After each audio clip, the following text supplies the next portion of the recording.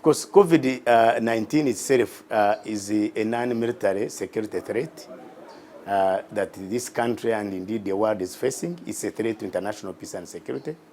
Actually for us, we had realized this long ago. We ran a project for 6 years looking at regional security challenges, and one of them were looking at actually epidemics as part of threats to international security.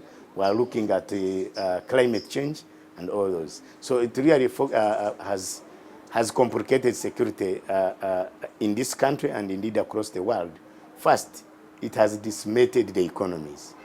And once it decimates the economies, it affects especially Africa and Uganda in particular, where majority of our people are young people and majority of them are unemployed. As the economy was picking up and now has been destroyed, it has also destroyed economic lives and economic hopes. So when people become hopeless, especially young people, become hopeless and disaffected, so there is likely actually to be heightened insecurity and criminality because of hopelessness and economic hopelessness.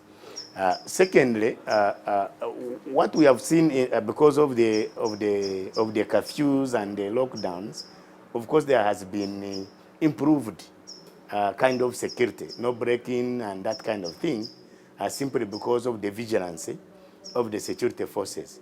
But that is now imposed security. It is actually like more or less state security as opposed to human security, because COVID is busy causing human insecurity, because there is a difference between human security and state security. Because human security, we are talking about socio-economic and political welfare, and this COVID is destroying the socio-economic and political welfare of people. So this is likely to cause a lot of insecurity, and the economy is going to grow maybe at 0 point something, yet it was projected to grow at around 6.2 GDP. So that economic helplessness is going to cause a lot of insecurity unless government and indeed the international community quickly direct investment in those sectors that can have quick wins in terms of economic recovery. So there is that one. But I also see a lot of insecurity in terms of the way the political systems and the structures are being affected by COVID. Because COVID has forced most governments to work in exclusion as opposed to inclusion. So there's been, you see, and this is not unique to Uganda. You've seen, of course, the president, even the task force. You see, the opposition is not highly involved. Civil society is not very involved.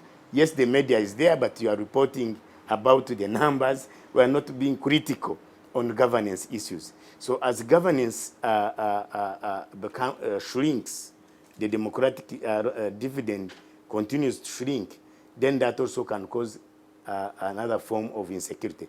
So across the world, COVID has actually reversed democratic gains.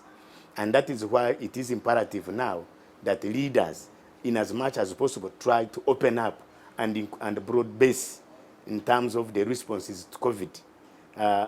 Bring in the opposition, bring in the private sector, bring in civil society, bring in the media, so that most people participate. But also there is oversight over government, because most executives across the world have appropriated a lot of power, and it's not their fault. It's because of the crisis that they have been facing.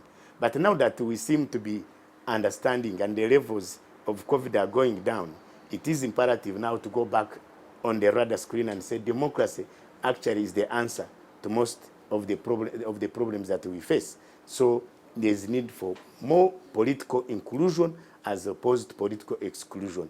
That way, political inclusion increases security, increases buy-in by most people, and I think that's the point that we've been talking about. So the National Task Force now can be democratized.